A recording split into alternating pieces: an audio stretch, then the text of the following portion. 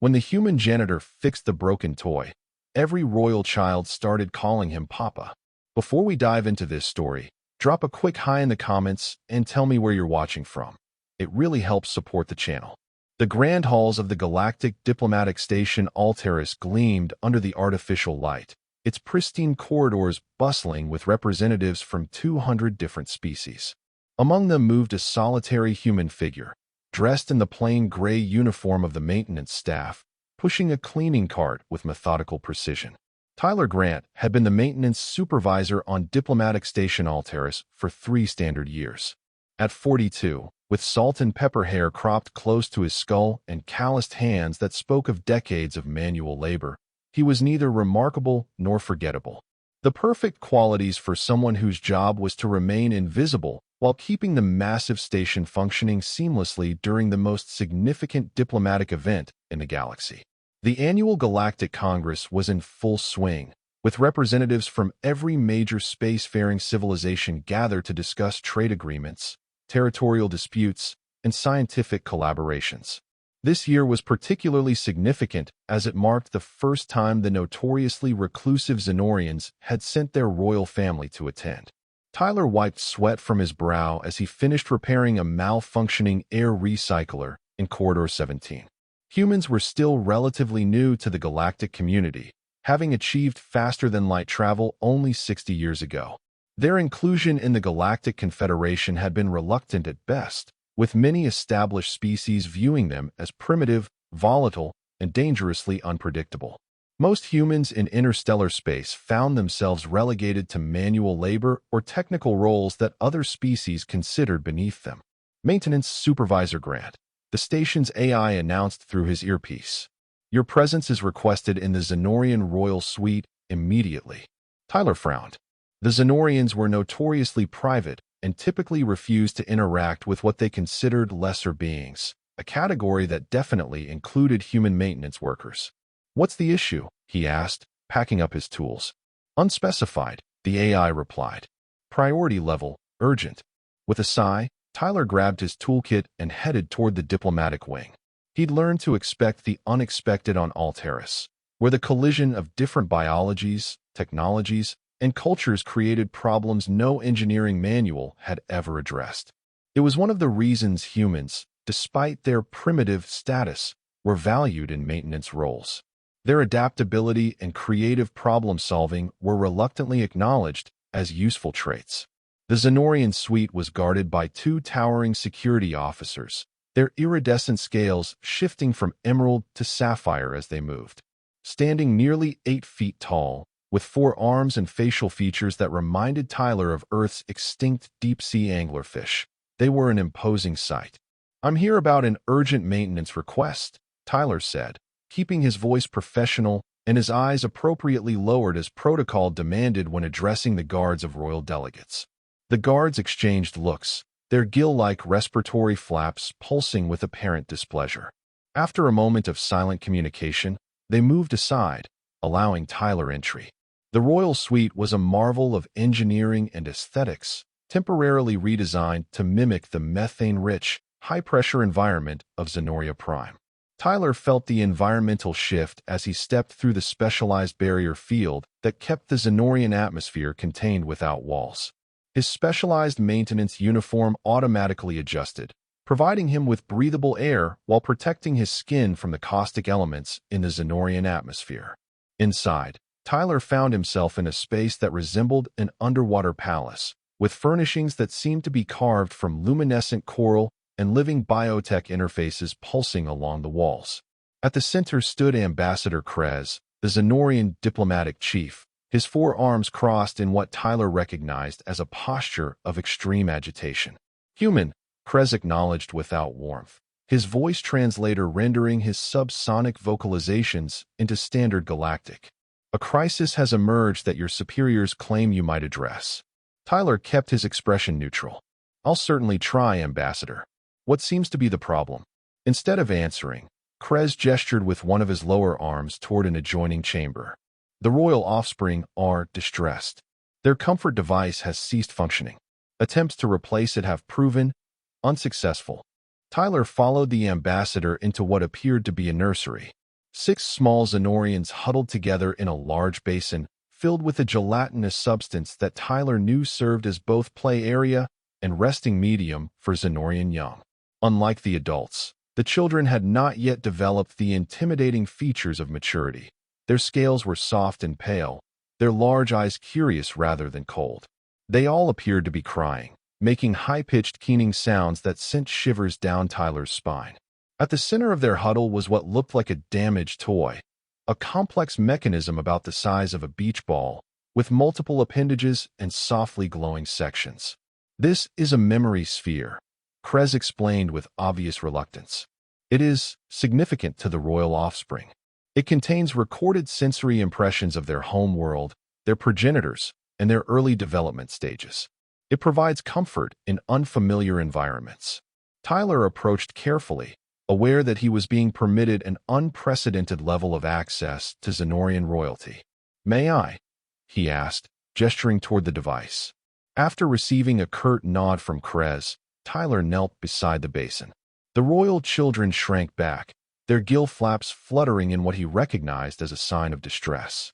"Hello there," Tyler said softly, using the gentle tone he'd once used with his own daughter back on Earth. "I'm here to help. Can I take a look at your friend?"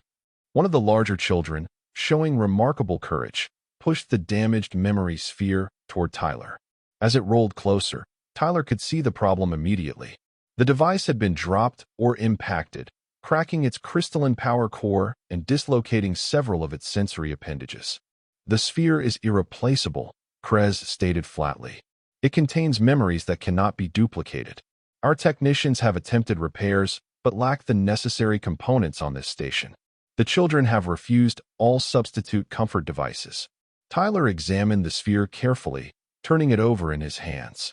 The technology was sophisticated but not incomprehensible.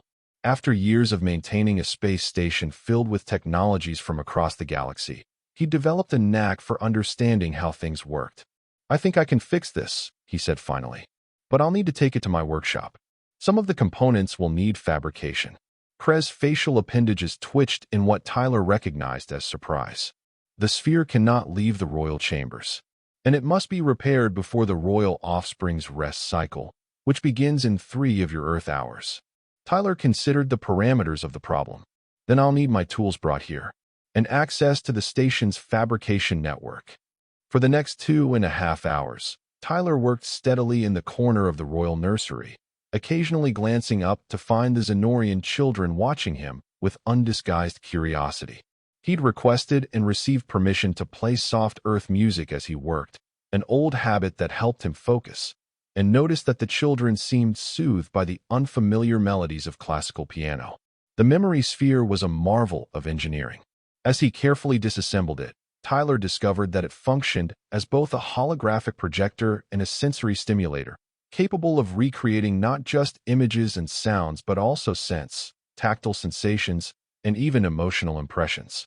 The damaged crystal at its core was similar to quantum storage devices used in high-end human tech, but far more sophisticated. Unable to replace the crystal entirely, Tyler improvised, carefully sealing the cracks with a specialized nanopolymer and reconfiguring the power distribution system to work around the damaged sections. He fabricated replacement parts for the broken appendages using materials from his own toolkit, modifying them to match the original specifications as closely as possible. Throughout the process, the smallest of the royal children had gradually moved closer to him, seemingly fascinated by his work. Unlike its siblings, who maintained a cautious distance, this child, with scales that shifted between pale lavender and soft pink, eventually settled just a few feet away from Tyler, watching his every move with enormous, luminous eyes. "You're curious, aren't you?" Tyler murmured, smiling as he carefully realigned a delicate sensor array. "My daughter was just like you at your age. Always wanted to see how everything worked." The child tilted its head, obviously not understanding his words, but seemingly comforted by his gentle tone. As Tyler worked on the final connections, he found himself telling the child about his daughter, Emma, who was now studying xenobiology at the Mars Colony University. He spoke of Earth and human customs, of the joy of repairing broken things and the satisfaction of solving complex problems. He wasn't sure why he was sharing these things with a child who couldn't understand him, but there was something therapeutic about it. Almost done, Tyler announced, connecting the last component and carefully sealing the sphere's outer shell. Let's see if this works now. He activated the device, holding his breath as the memory sphere hummed to life. For a moment, nothing happened, and Tyler's heart sank. Then, slowly, the sphere began to glow, its appendages extending gracefully. A soft melody filled the air, nothing like Earth music, but hauntingly beautiful nonetheless. The sphere rose from Tyler's hands, hovering in the center of the nursery. Suddenly, the room was transformed. Holographic projections created the illusion of an alien seascape, not water as Tyler knew it, but a shimmering, viscous medium that must represent the oceans of Zenoria Prime. Strange, bioluminescent creatures drifted through the illusory currents, and formations like living coral pulsed with gentle light. The royal children immediately responded, chirping with obvious delight. They gathered beneath the floating sphere, their scales shifting to match the colors in the projection.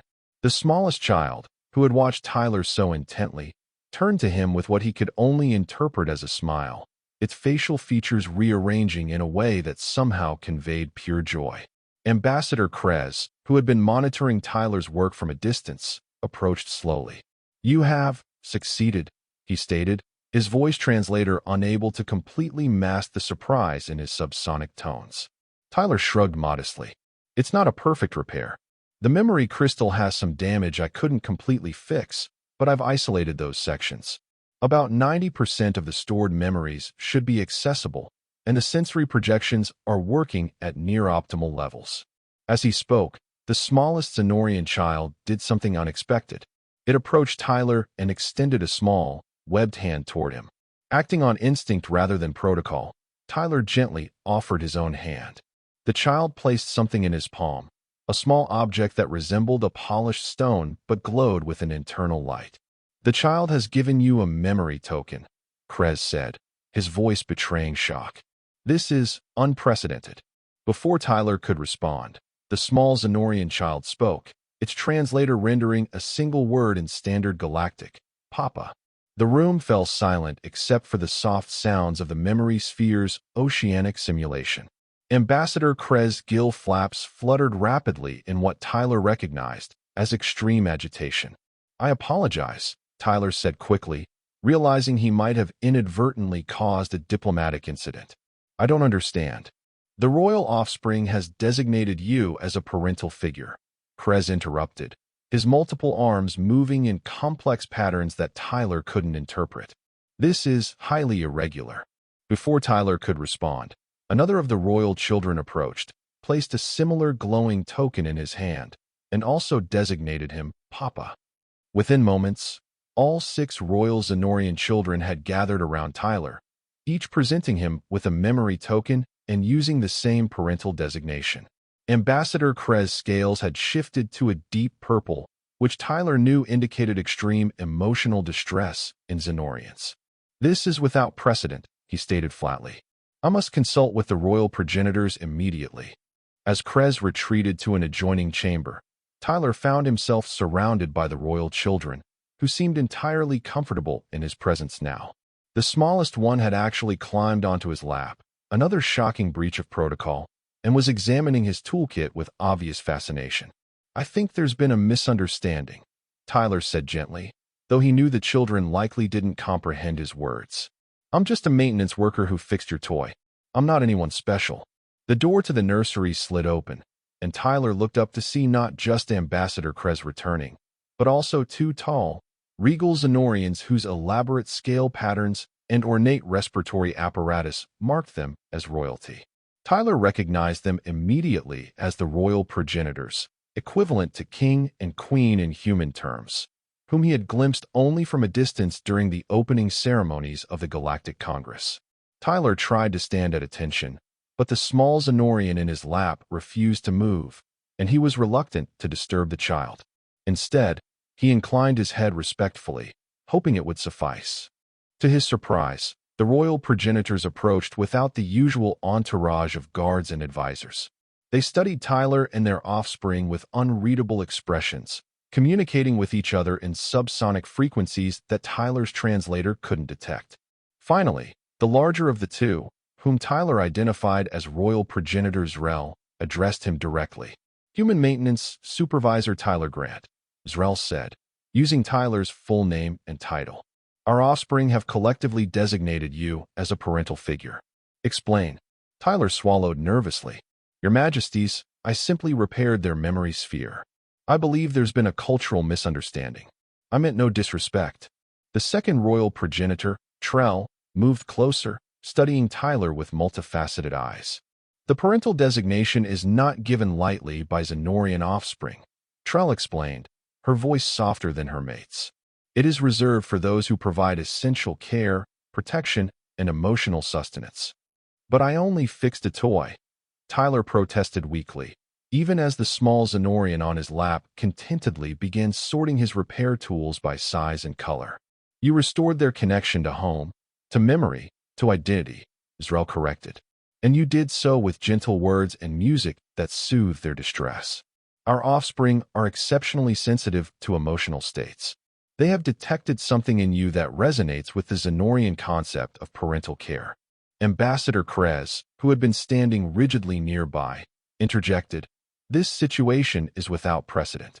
A non-Xenorian, and a human no less, receiving the parental designation from royal offspring. Tyler felt a knot forming in his stomach. He had no idea of the political or cultural implications of what had happened, but he suspected they were significant. I apologize if I've caused complications, he said sincerely. Perhaps if I leave now, the children will forget about me. The smallest royal child, still contentedly organizing Tyler's tools, looked up at this and made a high-pitched sound of distress. The other children immediately echoed it, creating a chorus of unhappiness that made Tyler's heart ache. That would not be advisable, Trell said, her scales shifting to a soothing blue-green. The parental bond has already begun to form. Severing it abruptly would cause our offspring significant emotional distress. Tyler looked around helplessly. What does this mean exactly? What am I supposed to do? The royal progenitors exchanged another subsonic communication before Zrel spoke again. For now, you will continue your duties on this station, but you will also spend time with our offspring each day during your non-working hours. They have chosen you, and Xenorian tradition demands we respect their choice. But I'm just a maintenance supervisor, Tyler said, bewildered by the turn of events. I'm not qualified to. You have demonstrated the essential qualities our offspring require. Trell interrupted gently. Patience, creativity, gentleness, the ability to repair what is broken and restore what was lost. These are valued traits among Xenorians, traits that define what you would call parenthood. As if to emphasize this point, the small Xenorian child in Tyler's lap had completed organizing his tools and was now offering him back his calibration device with a chirp that somehow managed to convey pride in a job well done. Thank you, Tyler said automatically, accepting the tool and smiling at the child. That's very helpful. The child's scales rippled with pleasure, shifting to a warm golden hue that Tyler hadn't seen before. You see, Trell said, gesturing to the interaction. You respond appropriately without instruction. Perhaps there are aspects of parental behavior that transcend species boundaries. Ambassador Krez cleared his throat, the sound translated as a short burst of static. There are diplomatic and security considerations. A human with access to the royal offspring is unprecedented, as are many things that occurred during Galactic Congress, Zrel replied dismissively. Adaptation is necessary for diplomatic success. The human will be granted appropriate clearance and cultural instruction. Tyler's mind was reeling. In the space of a few hours, he'd gone from anonymous maintenance worker to some kind of adopted parent to Xenorian royalty. It was absurd, impossible, and yet as he looked at the small child happily nestled in his lap, he couldn't bring himself to object further. I'll do my best, he said finally, though I'm sure there's a lot about Xenorian children I don't understand. That is true, Trell acknowledged. But understanding can be acquired. Genuine care is rarer and cannot be taught. Our offspring have detected this quality in you. Tyler thought about his own daughter, Emma, now grown and pursuing her own path among the stars. He'd raised her alone after her mother died, balancing the demands of parenthood with the necessity of earning a living. Perhaps those years had left some indelible mark on him that the empathically sensitive Xenorian children could detect. The children will instruct you in their needs, Zrel continued pragmatically. They are quite capable of communication despite the language barrier. As if to demonstrate this, the smallest child, whom Tyler was already thinking of as the curious one, picked up 2 different tools from his kit and held them up questioningly. Without thinking, Tyler pointed to the first tool. That's a quantum harmonic calibrator. It's for fine-tuning energy fields. Then he pointed to the second, and that's a molecular bonding tool. It helps connect things that normally wouldn't stick together. The child chirped happily and placed both tools back exactly where they belonged in the kit. You see, Trell said, her scales shifting to a pleased violet hue. Communication transcends conventional language. Over the following days, Tyler's life transformed in ways he could never have imagined. His duties as maintenance supervisor continued, but they were now interspersed with regular visits to the royal nursery. He was given a special access card that caused station security to regard him with a mixture of confusion and reluctant respect. The Xenorian royal children, whom he gradually learned to call by their names, Klez, Vren, Drix, Azra, Seth, and Lumi, the smallest and most curious one, eagerly awaited his visits. Each time he entered the nursery, they would greet him with excited chirps and compete for his attention. At first, Tyler felt awkward and unsure of his role. What exactly did one do with alien royal children? But he soon discovered that despite the vast biological and cultural differences, children were still children. They wanted to play, to learn, to be comforted when upset, and to share their discoveries with someone who would appreciate them. He began bringing small human toys and tools to show them. Nothing valuable or sophisticated, just simple things that demonstrated human ingenuity. A kaleidoscope that delighted them with its changing patterns, a small wind-up music box that they found endlessly fascinating, a set of magnetic building blocks that they quickly learned to assemble into complex structures. In return, they taught him about Xenorian culture, not through formal lessons, but through play and daily interactions. They showed him how to move in the gelatinous medium of their play basin without disturbing its delicate ecosystem. They demonstrated their natural bioluminescence, creating patterns of light with their scales that Tyler gradually recognized as a form of emotional expression. Most significantly, they continued to call him Papa, a designation that initially embarrassed Tyler, but which he gradually came to accept with a mixture of pride and humility. The diplomatic community on Alteris reacted to this unprecedented situation with varying degrees of shock, curiosity, and in some cases, outrage.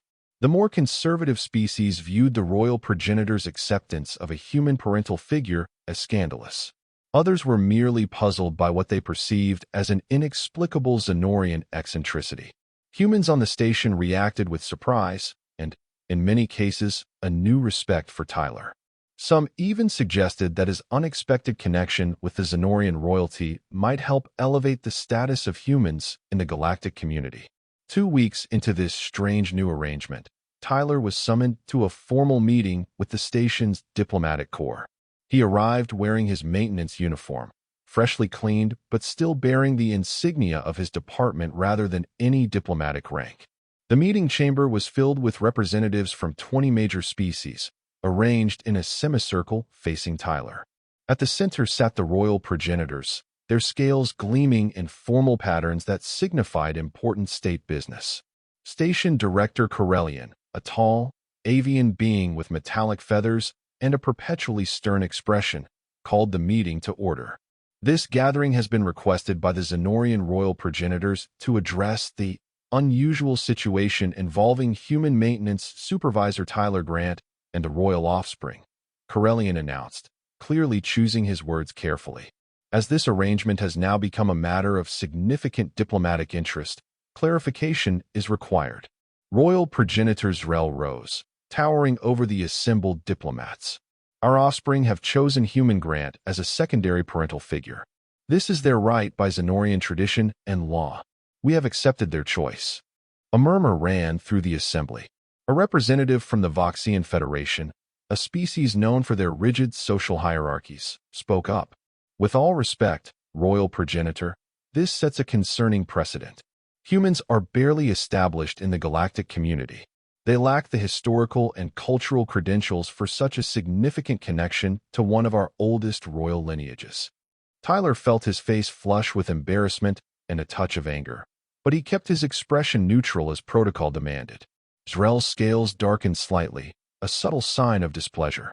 The Xenorian monarchy has existed for 50,000 of your Earth years, Ambassador Vox. Throughout that time, we have maintained one unbroken tradition. Royal offspring choose their secondary caregivers through empathic recognition of compatible nurturing qualities. We do not override these choices based on political considerations.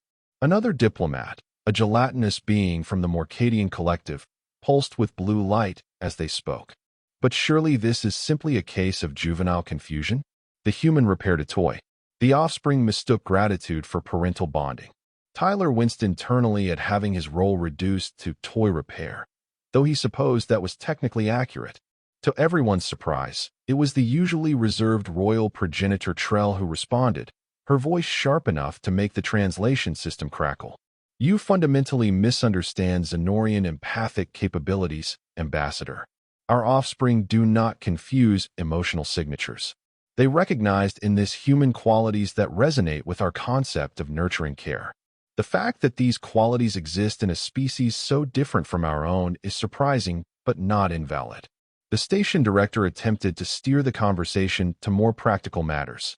What exactly does this mean in terms of diplomatic protocol? What status does Human Grant now hold? Tyler shifted uncomfortably as all eyes turned to him. He was a maintenance worker, not a diplomat. He had no training for this kind of scrutiny.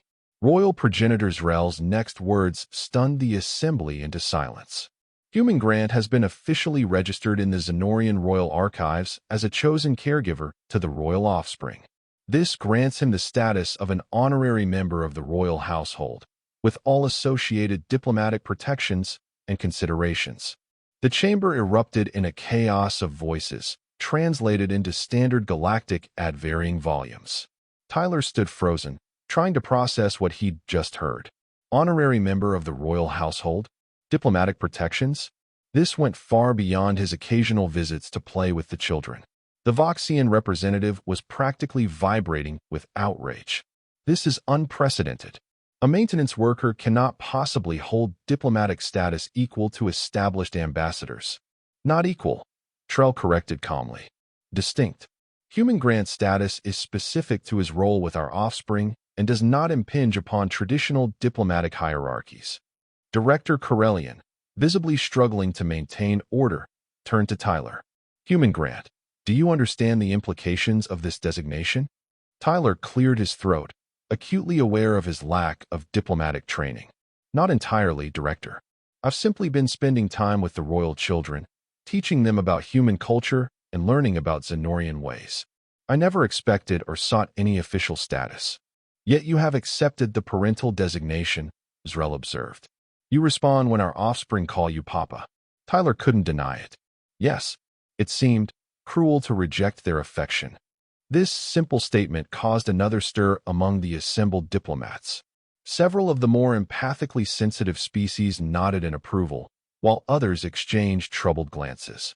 The human speaks wisdom, declared Ambassador Threx of the Empathian Concord, a species known for their advanced emotional intelligence. To reject a child's genuine attachment would indeed be cruel, regardless of species. Perhaps there is more to humans than we have acknowledged. The meeting continued for hours, with various diplomatic factions debating the implications of Tyler's new status. Throughout it all, Tyler remained quiet and less directly addressed, overwhelmed by the realization that his simple act of repairing a broken toy had somehow placed him at the center of an interstellar diplomatic situation. Finally, as the meeting was drawing to a close, Royal Progenitor Zrel made an announcement that silenced the remaining debate. In light of this unique situation, and to further the understanding between our species, we have decided to extend our stay on Alteris beyond the Galactic Congress. A permanent Xenorian diplomatic mission will be established on this station, with our royal offspring remaining here for the duration of one standard galactic year. Human Grant will continue his duties as maintenance supervisor, but will be granted official time to fulfill his caregiving responsibilities. The implications were enormous. The notoriously reclusive Xenorians, establishing a permanent presence on a mixed-species station, with their royal children in residence? It was unprecedented. As the assembly dispersed, buzzing with the news, Tyler approached the royal progenitors hesitantly. "Your Majesties, I'm honored by your trust, but I'm concerned that I might not be able to fulfill your expectations. I know very little about Xenorian culture and traditions." Trell regarded him with multifaceted eyes that somehow managed to convey warmth despite their alien structure. "Yet you understand the most important tradition. That care transcends biological difference. Our offspring chose wisely." "But why me?" Tyler asked, the question that had been haunting him since that first day in the nursery. "I'm just a maintenance supervisor. There must be thousands of beings in the galaxy better qualified to teach royal children." Zrel and Trell exchanged one of their subsonic communications before Zrel answered. "When you repaired the memory sphere, you did more than fix a broken toy. That sphere contains the essence of our children's earliest experiences, their first connections to their heritage and identity.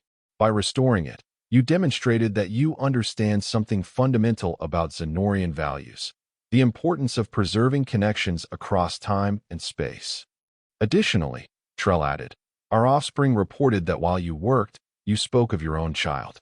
They sensed genuine parental love in you, a frequency of emotion that resonates similarly across many species. This is rare and valuable." Tyler thought about Emma, his daughter light years away on Mars Colony. He hadn't seen her in person for nearly 2 years, though they spoke regularly via quantum communication. He'd raised her alone after her mother's death, balancing the demands of parenthood with the necessity of providing for their future. Those years had been challenging, but filled with moments of joy that he cherished. "I do miss my daughter," he admitted. "Perhaps spending time with your children helps fill that empty space." Trell's scales shifted to a gentle rose color that Tyler had come to recognize as an expression of emotional understanding. "Then perhaps this arrangement benefits all. Our offspring gain a caregiver with unique perspective, and you gain connection. The best diplomatic arrangements serve mutual needs." As the formal proceedings concluded, Tyler was escorted back to the royal nursery to inform the children of the news that they would be staying on Alteris. As he entered, they swarmed around him with their usual enthusiasm, chirping questions and tugging at his uniform to show him their latest discoveries. Lumi, the smallest and most curious, climbed directly into his arms, a behavior that had shocked him at first, but which now seemed perfectly natural. "Papa Fix?" Lumi asked in halting standard galactic, pointing to a small Xenorian puzzle cube that had apparently malfunctioned. "Let's take a look," Tyler replied, settling cross-legged on the floor with the child. As he examined the intricate device, the other royal children gathered around, watching intently. In that moment, surrounded by alien children who somehow saw him as a parental figure despite vast biological and cultural differences, Tyler Grant, human maintenance supervisor and unexpected diplomat, felt a sense of purpose he hadn't experienced in years. He might be just a maintenance worker who had fixed a broken toy, but to these children, he was Papa. And somehow, against all odds and expectations, that simple designation had begun to change the relationship between two very different species in the vast, complex tapestry of galactic civilization. The news of Tyler's unusual status with the Xenorian royal family spread quickly throughout diplomatic station Alteris. The human maintenance supervisor who had become an honorary member of one of the galaxy's oldest royal households became a subject of intense curiosity and speculation. Some viewed it as a diplomatic coup for humanity, evidence that the species had qualities worthy of recognition by established galactic powers. Others saw it as a bizarre aberration, a temporary Xenorian eccentricity that would soon be corrected. A few even suggested that Tyler must have manipulated the situation somehow, though none could explain how a human maintenance worker could possibly influence the empathically sensitive royal offspring of a species known for their emotional perceptiveness. For Tyler himself, the situation brought both privileges and complications. His work schedule was officially modified to accommodate his new responsibilities, with half of each day devoted to his maintenance duties and half to his role as caregiver to the royal children. He was assigned new quarters adjacent to the Xenorian diplomatic section, significantly larger and more comfortable than his previous maintenance staff housing. Most noticeably, the way others treated him changed dramatically. Station personnel who had barely acknowledged his existence now greeted him respectfully.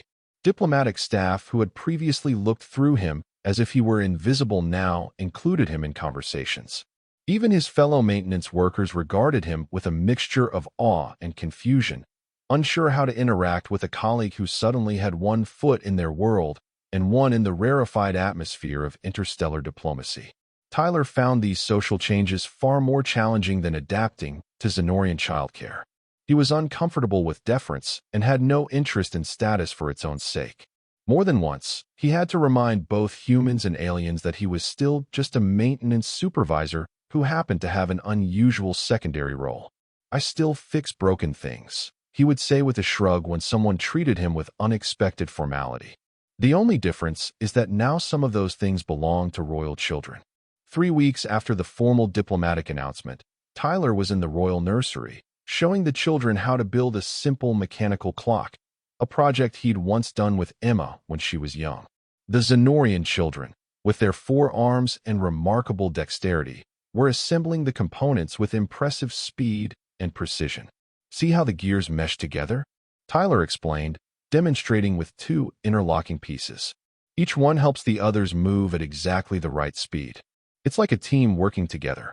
Lumi, who had become especially attached to Tyler, chirped a question that the translator rendered as, "Like station? Many parts working?" Tyler smiled, impressed by the child's insight. "Exactly like that. A space station is just a much bigger machine with many more parts working together." "And people parts too?" asked Klez, the eldest of the royal children, who had recently shown increasing interest in social structures. "Yes, the people are essential parts of the system too," Tyler agreed. "Everyone has their role, just like every gear in the clock." As they worked together on the clock, Tyler was struck again by how quickly the children had adapted to his presence in their lives. Despite the vast biological and cultural differences, they seemed to accept him without reservation, treating his human characteristics, so alien to their species, as simply another interesting facet of their papa. Their acceptance had gradually spread to their Xenorian caretakers and staff as well. The royal guards, who had initially watched Tyler with obvious suspicion, now greeted him with formal respect. The Xenorian tutors and nurses, specialists in royal offspring development, had begun consulting him about human educational practices and cultural perspectives that might enrich the children's understanding of the galactic community. In the middle of their clock-building session, the nursery doors slid open to admit Ambassador Krez, who had maintained a cordial but distant relationship with Tyler since the royal children had first claimed him as Papa. "Human Grant," Krez acknowledged with a formal gesture. "The royal progenitors request your presence at a diplomatic function this evening. The Arcadian Trade Minister has expressed interest in meeting the unusual addition to the Xenorian royal household." Tyler suppressed a sigh. This would be the 4th diplomatic event he'd been asked to attend in the past 2 weeks. Each one made him acutely aware of his lack of diplomatic training and his status as an object of curiosity rather than a legitimate participant. "Of course, Ambassador," he replied, keeping his tone neutral. "What time should I be ready?" 19th hour, station time. Appropriate attire has been delivered to your quarters." Krez paused, his scales shifting in what Tyler had come to recognize as a sign of discomfort. "I should inform you that several other diplomatic delegations have also requested your presence at their functions in the coming days. Your situation has generated significant interest." Tyler nodded, resigned to his new role as a diplomatic curiosity. "I understand. I'll do my best not to embarrass the royal household." Krez's gill flaps fluttered in what might have been surprise. "That is not the concern, Human Grant. The royal progenitors are satisfied with your conduct. It is rather that some delegations may have agendas beyond simple curiosity." This caught Tyler's attention. "What kind of agendas?" Various species are re-evaluating their assessment of human potential in light of your connection with our royal offspring. Some see opportunity in this. Krez scales rippled in complex patterns. The Voxians, in particular, have expressed concerns about human advancement in galactic affairs. Tyler frowned. The Voxian Federation had been notably cool toward humanity since first contact, viewing them as primitive upstarts unworthy of significant attention. I'm not advancing any human agenda, Ambassador. I'm just taking care of children who happen to be Xenorian royalty. Perhaps, but symbols often transcend intentions, Human Grant. You have become a symbol of unexpected connection between a long-established galactic power and an emerging species. This has implications beyond your personal circumstances. Before Tyler could respond, Lumi tugged at his sleeve, holding up a perfectly assembled gear section of the clock. Papa, look. I made it work. Tyler's diplomatic concerns momentarily forgotten, he examined the child's work with genuine appreciation. That's excellent, Lumi. You've aligned the escapement perfectly. See how smoothly it turns. Lumi's scales rippled with pleasure, shifting to the golden hue that indicated happiness. The child chirped something that the translator rendered as, I fix things like Papa. Ambassador Krez observed this interaction with unreadable eyes. After a moment, he inclined his head slightly. I will leave you to your educational activities. Remember, 19th hour. After Krez departed, Tyler returned his attention to the clock project, but his mind kept returning to the ambassador's warning. He had never intended to become a diplomatic symbol or to influence interspecies relations. He had simply fixed a broken toy and shown kindness to children who needed comfort. How had that simple act resulted in such complex consequences? That evening, dressed in formal attire that combined human and Xenorian design elements, Tyler attended the diplomatic function as requested.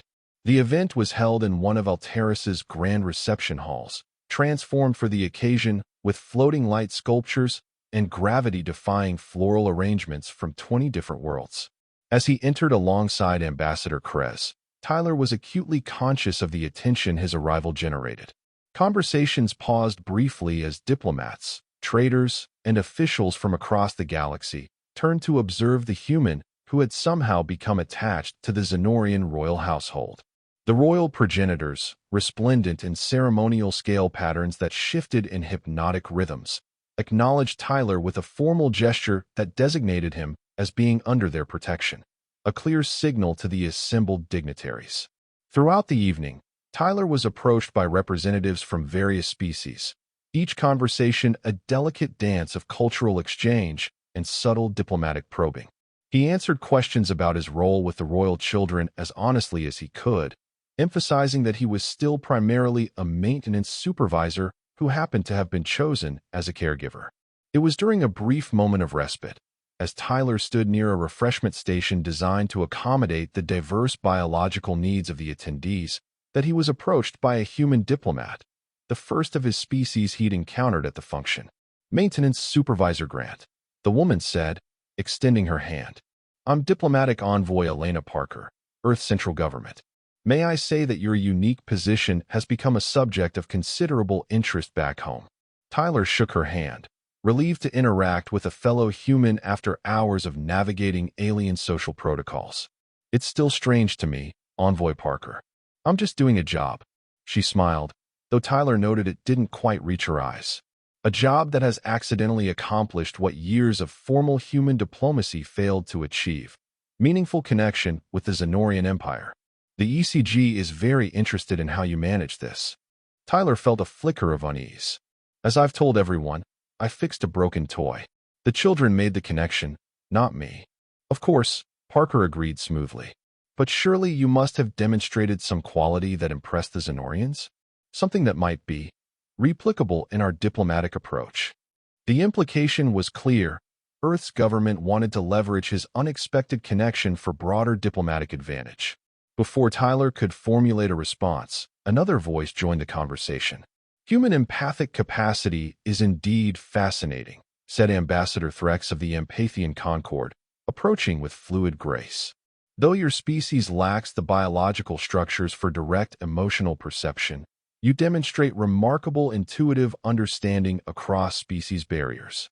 Tyler nodded politely to the Empathian, whose species was known for their advanced emotional intelligence and neutrality in galactic politics. The royal children make it easy. They're very expressive once you learn to read their signals. Precisely, Threx agreed, their voice melodious even through the translation system. You adapted to their communication style rather than expecting them to adapt to yours. A simple approach that many sophisticated diplomats overlook. Envoy Parker's smile tightened slightly.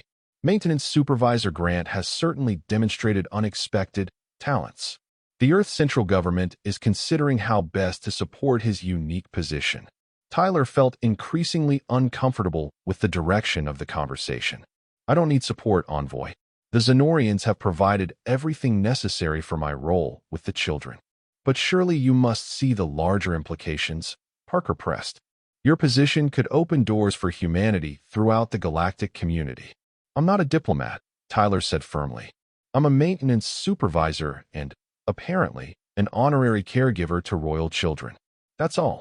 Ambassador Threx made a sound that the translator rendered as approving laughter. Refreshingly direct, as many humans are.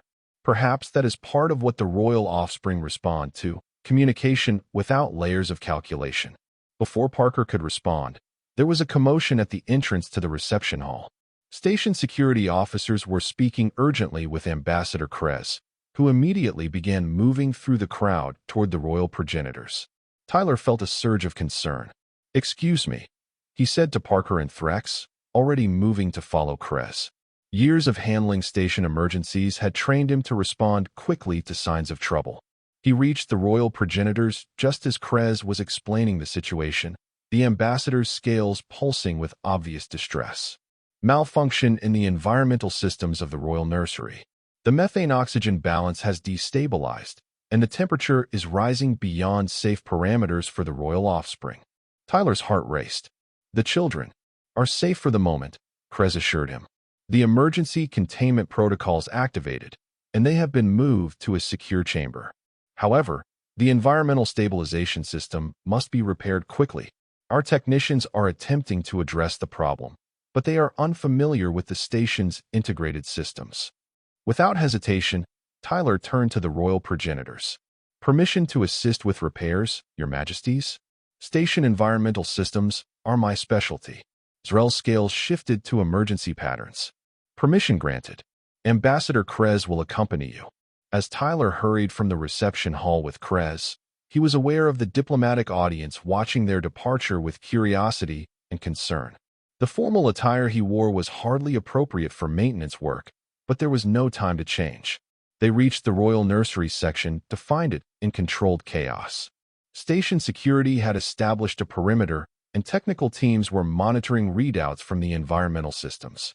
Through a transparent barrier, Tyler could see the royal children huddled in a secure chamber, attended by their regular caretakers. They appeared frightened but unharmed. Lumi spotted him immediately and pressed small webbed hands against the barrier, calling out, "Papa," in a voice that made Tyler's chest tighten with protective instinct. "I'm here," he called back reassuringly. "Everything will be fine." The station's chief engineer, a Tyrellian named Voxrin, with whom Tyler had worked closely over the years, approached with a data tablet. "Grant, good timing. The Xenorian environmental system has gone haywire. Primary control nodes are overheating, and the backup systems aren't engaging properly. The integration with station systems is creating feedback loops we can't break." Tyler took the tablet, scanning the diagnostic data quickly. The Xenorian quarters had been specially modified to create a methane-rich, high-pressure environment similar to their home world. These modifications had been integrated with the station's primary environmental systems, but maintained separate control protocols for security reasons. "The problem's in the adaptation matrix," Tyler said after a moment. "See these power fluctuations? Something's disrupting the communication between the Xenorian environmental controls and the station's main system." He handed the tablet back to Voxrin and moved to a maintenance access panel, keying in his override code. "I need to check the physical connections. The diagnostic data isn't showing the complete picture." Ambassador Krez watched anxiously as Tyler removed the panel and examined the complex array of circuitry and biomechanical interfaces that connected the specialized Xenorian environmental systems to the station's infrastructure. "There," Tyler said after a moment, pointing to a small device nestled among the legitimate components. "That shouldn't be there. It's some kind of disruptor, specifically targeting the communication protocols between systems." Voxrin leaned closer, compound eyes widening. "That's not a malfunction. That's sabotage." Tyler felt a chill run through him. Someone had deliberately endangered the royal children. "We need to remove it carefully. It might be rigged to cause more damage if tampered with incorrectly." Using tools from an emergency kit, Tyler delicately extracted the foreign device, examining it without disconnecting its power source. Sophisticated work. It was programmed to create escalating environmental instability that would appear to be a system malfunction. "Who would dare threaten our royal offspring?" Krez demanded, his scales darkening with anger. "That's a question for security," Tyler replied grimly. "Right now, let's focus on stabilizing the environment and making sure the children are safe." With the disruptor removed, Tyler and Voxrin worked quickly to reset the environmental controls and restore proper communication between the Xenorian and station systems. Within 30 minutes, the readings had returned to normal parameters. "The environment is stabilizing," Voxrin confirmed.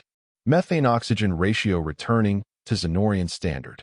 Temperature decreasing to optimal range." Tyler nodded, relief washing over him. "Let's run a full diagnostic on all connected systems." Whoever placed that device might have left others. As the technical teams began comprehensive scans, security officers arrived to take possession of the sabotage device and begin an investigation. The royal progenitors, who had arrived during the repair process, approached Tyler with formal dignity that barely concealed their concern. "Human Grant," Zrel acknowledged. "Once again, you have preserved something precious to us." Tyler shook his head. "I just did my job, Your Majesty. The same as any maintenance supervisor would." "Yet you recognized the true nature of the problem when others saw only malfunction," Trell observed. "And you acted without hesitation to protect our offspring." Before Tyler could respond, the secure chamber's doors opened, and the royal children rushed out, their scales flashing with emotional colors. They surrounded Tyler, chirping in relief and excitement, their translators rendering a chorus of "Papa Safe" and "Papa Fix." Lumi, as usual, climbed directly into his arms, pressing a small face against his chest in what Tyler had come to recognize as a Xenorian gesture of trust and affection. The other children crowded close, their scales gradually shifting from the orange-red of fear to the calmer blues and greens of security. "Everyone's safe now," Tyler assured them, kneeling to bring himself to their level. "The system had a problem, but it's fixed. You were all very brave." As he comforted the children, Tyler was acutely aware of the royal progenitors watching the interaction. Despite the crisis, or perhaps because of it, he felt a deepening sense of responsibility toward these alien children who had so unexpectedly claimed him as their papa. Later that night, after the children had been settled and additional security measures implemented, Tyler was summoned to a private meeting with the royal progenitors and station security officials. The formal reception had long since concluded, with most attendees unaware of the drama that had unfolded in the royal nursery. Station Security Chief Laren, a stern Proximan with exoskeletal features that always reminded Tyler of ancient Earth samurai armor, presented the preliminary findings. The device was of Voxian manufacture, specifically their military-grade disruption technology. However, this does not necessarily implicate the Voxian Federation directly. Such devices can be acquired through various channels. "The timing is suspicious," Ambassador Krez noted, coming immediately after Human Grant's conversation with the Earth diplomat and the Empathian ambassador, who would have witnessed his departure. Tyler frowned. "You think someone wanted to draw me away from the reception?" "What? Perhaps to observe your response," suggested Royal Progenitor Zrel. "To test the depth of your commitment to our offspring. Or to create an incident that would strain relations between our species," Trell added. "There are those in the galactic community who view the growing connection between Xenorians and humans with concern." Security Chief Laren's exoskeletal plates shifted in what Tyler recognized as a gesture of caution.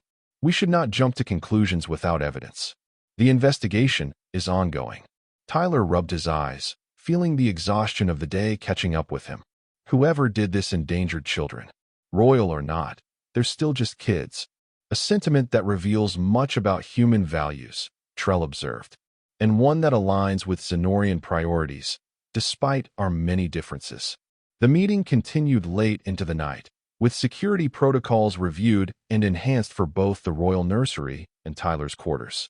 By the time he finally returned to his rooms, Tyler was physically and emotionally drained.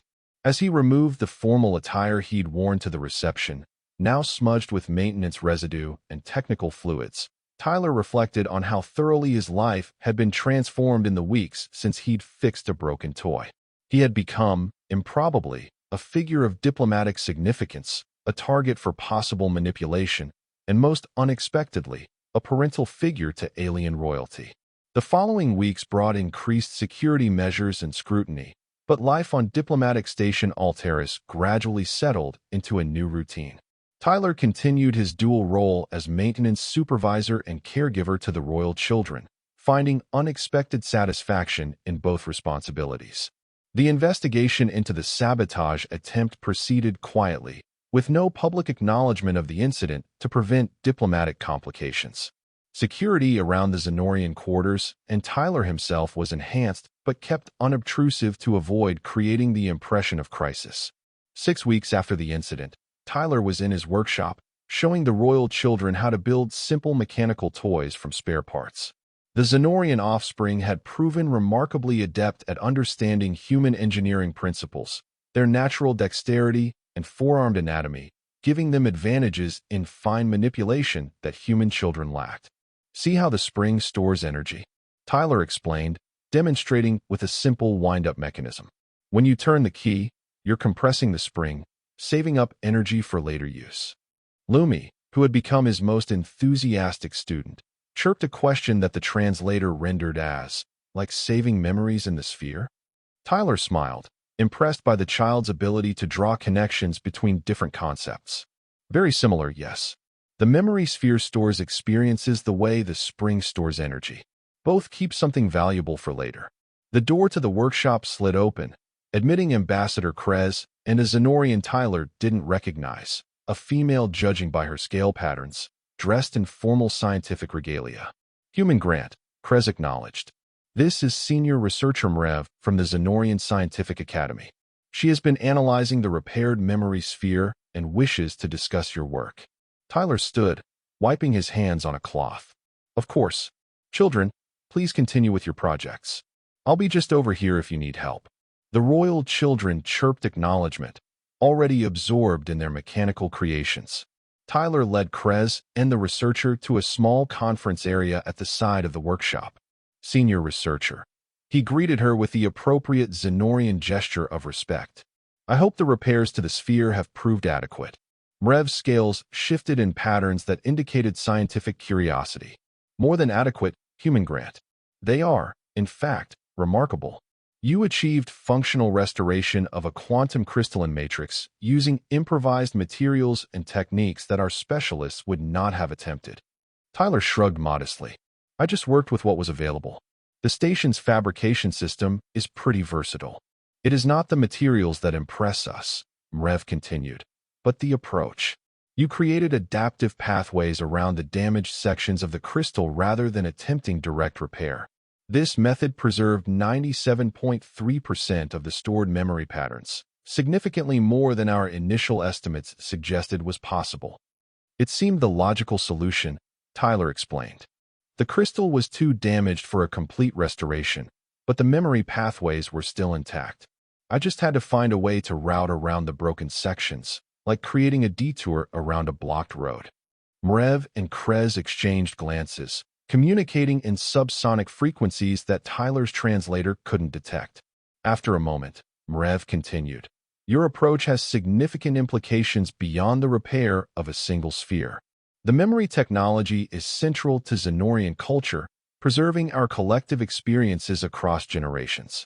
Your adaptive technique may be applicable to damaged heritage crystals in our central archives. Tyler blinked in surprise. You're talking about cultural artifacts? Important historical records. Precisely, Mrev confirmed, her scales shifting to patterns of scholarly enthusiasm. Some of our oldest memory crystals have sustained damage over millennia that we considered irreparable. Your technique suggests new possibilities for recovery. Ambassador Krez interjected, his tone formal, but with undertones that Tyler had learned to recognize as cautious optimism. The Scientific Academy has submitted a formal request to the royal progenitors, seeking permission for you to consult on the restoration of selected archive crystals. Tyler felt momentarily overwhelmed. First, he had become an unexpected caregiver to royal children, and now he was being asked to help preserve alien cultural heritage, all because he'd approached a broken toy with practical problem-solving instead of following conventional expectations. "I'd be honored to help," he said sincerely, "though I should emphasize that I'm a maintenance supervisor, not a cultural preservation specialist." "Yet you succeeded where our specialists failed," Mrev pointed out. "Sometimes fresh perspective transcends formal expertise." From across the workshop came the sound of excited chirping. Tyler glanced over to see Lumi holding up a perfectly assembled wind-up toy, demonstrating it proudly to the other royal children. The small mechanism moved with smooth precision, exactly as designed. "Papa, look," Lumi called, noticing Tyler's attention. "I made it work." "Excellent work, Lumi," Tyler called back with genuine pride. "The gears are perfectly aligned." He turned back to find Mrev observing the interaction with scientific interest. "The royal offspring have adapted remarkably to your presence," she noted. "Their linguistic and technical development has accelerated beyond projected parameters." "They're quick learners," Tyler said with a shrug. "All children are curious by nature. But the nature of their curiosity has evolved since your arrival," Mrev observed. "Previously, they focused primarily on biological and empathic studies, as is traditional for Xenorian offspring. Now they demonstrate unprecedented interest in mechanical systems and physical problem-solving." Tyler hadn't considered this perspective. He'd simply been sharing his knowledge and skills with the children, as he once had with his own daughter. "Is that a problem? Should I be encouraging different interests?" "On the contrary," Mrev assured him, her scales shifting to patterns of scientific approval. "Cognitive diversity strengthens a species. Your influence is providing valuable complementary development to their traditional education." The conversation continued, with Mrev explaining the protocols for accessing cultural archives and the parameters of the consultation Tyler was being asked to provide. Throughout, he was struck by the strange turns his life had taken, from anonymous maintenance worker to caregiver for alien royalty to potential preserver of extraterrestrial cultural heritage. As the weeks passed, Tyler's unusual position continued to evolve. His consultation on the Xenorian memory crystals proved successful, with his adaptive repair techniques recovering historical and cultural data that had been considered lost for generations. The Xenorian Scientific Academy formally acknowledged his contribution, granting him an honorary designation that translated roughly as Preserver of Memory, a title of significant cultural importance. Meanwhile, his relationship with the royal children deepened. They continued to call him Papa, but the term had taken on greater meaning as they shared daily experiences and learning. Tyler taught them about human technology, culture, and values, while they taught him about Xenorian empathic perception, biological adaptability, and their complex social structures. For months after the royal children had first designated Tyler as Papa, he received a communication from Mars Colony University, a video message from his daughter, Emma. "Dad." Emma's face lit up the screen, her expression a mixture of excitement and disbelief. "Is it true? The news feeds are saying you've become some kind of adopted parent to Xenorian royalty. There are rumors that you've been granted honorary status in their royal household. Why didn't you tell me?" Tyler smiled ruefully at his daughter's image. "It's complicated, Em. It all started with fixing a broken toy." He explained the strange sequence of events that had led to his current situation, trying to make it sound as ordinary as possible despite the extraordinary circumstances. Emma listened with increasing amazement. When he finished, she shook her head in wonder. "Only you, Dad. Only you could go to space as a maintenance supervisor and end up becoming an honorary alien royal." Tyler laughed. "Trust me, it wasn't planned. I'm still not entirely sure how it happened. It happened because you're you, Emma said fondly. You fix things. You care. You see problems as puzzles to solve, not obstacles to avoid. Those qualities transcend species, apparently. Her expression grew more serious. The news feeds are saying this could change human-Xenorian relations. Some analysts are suggesting it might even elevate humanity's status in the galactic community. Tyler shrugged uncomfortably. I'm not trying to be a diplomat or change interspecies relations. I'm just taking care of kids who happen to be royal. That's exactly why it matters, Dad, Emma pointed out. You're not trying to gain advantage or leverage the situation. You're just being genuinely caring.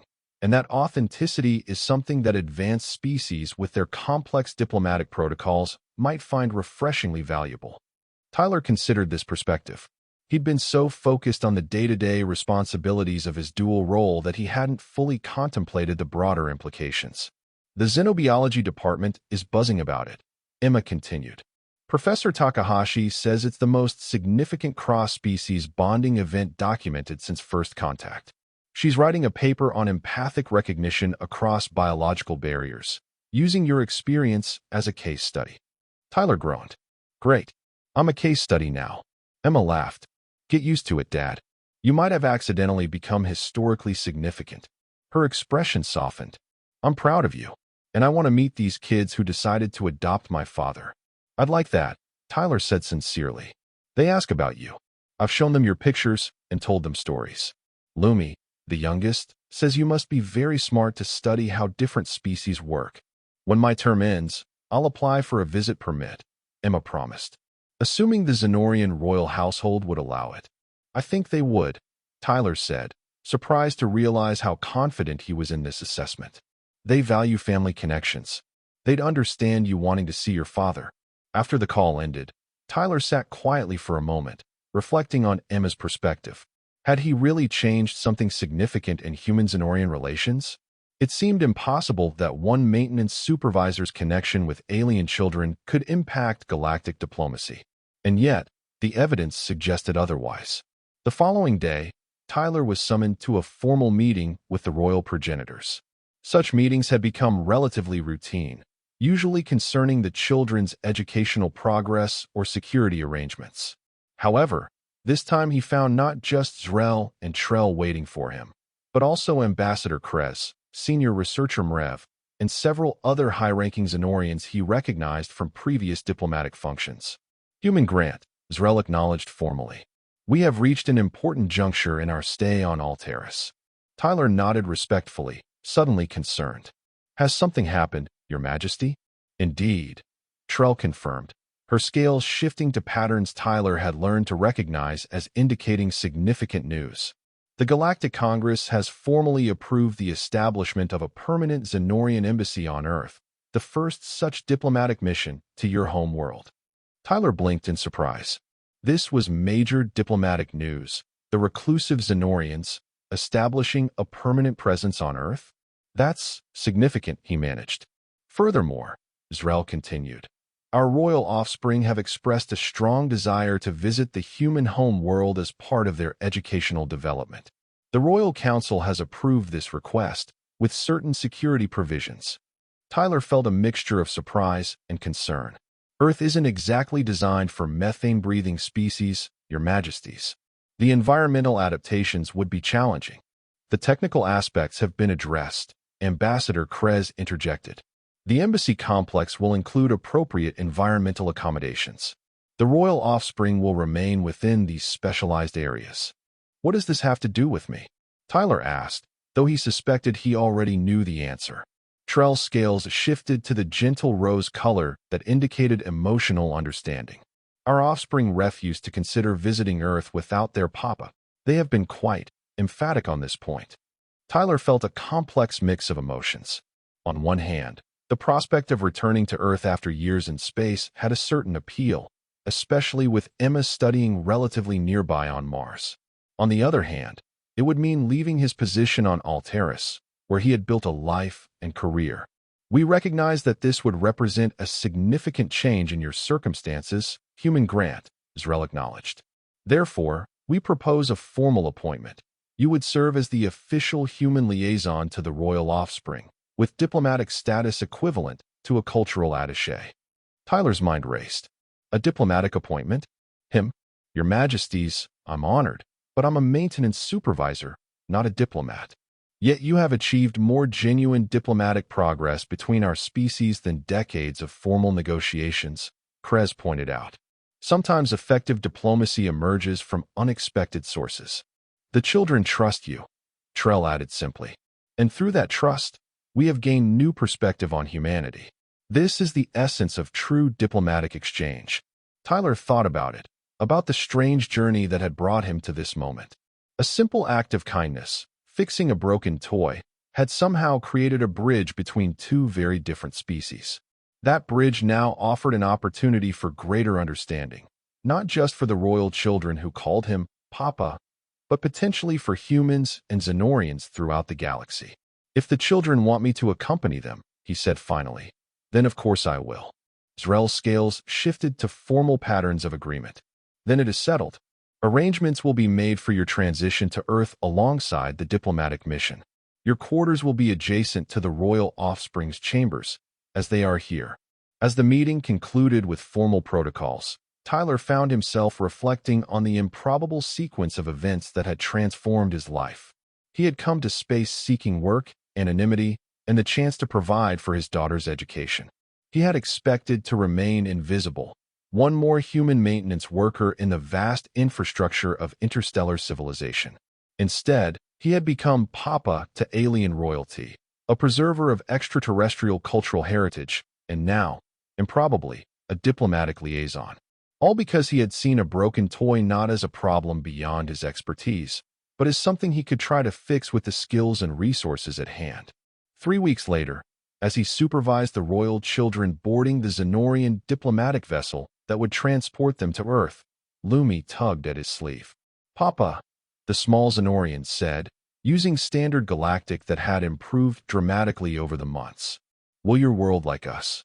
Tyler knelt to meet the child at eye level, a gesture he had learned was important to Xenorian offspring. Some will be curious, some might be cautious, but many will welcome you. Just as I did. Because you fix broken things? Lumi asked, scales shifting to questioning patterns. Sometimes fixing broken things helps fix misunderstandings too, Tyler replied with a smile. And that's something both our species need. Lumi considered this with typical Xenorian thoughtfulness, then nodded. We will help fix misunderstandings. Like Papa taught us. As Tyler guided the royal children aboard the vessel that would take them to Earth, a journey that would mark a new chapter in human-Xenorian relations, he reflected that sometimes the most significant diplomatic breakthroughs came not from grand gestures or formal negotiations, but from simple acts of kindness and understanding. When the human janitor fixed the broken toy, every royal child started calling him Papa. And in doing so, they helped fix something far larger than a damaged memory sphere, the broken understanding between two species with the potential to achieve remarkable things together. And that was the end of the story. If you listened all the way to here, don't forget to leave feedback about what you thought of the story in the comments, whether positive or negative. Your feedback helps us improve. Also leave your like and subscribe to the channel for more stories like this one. And I'll leave here on the screen another video that I'm sure you'll like. Big hug, and see you in the next story.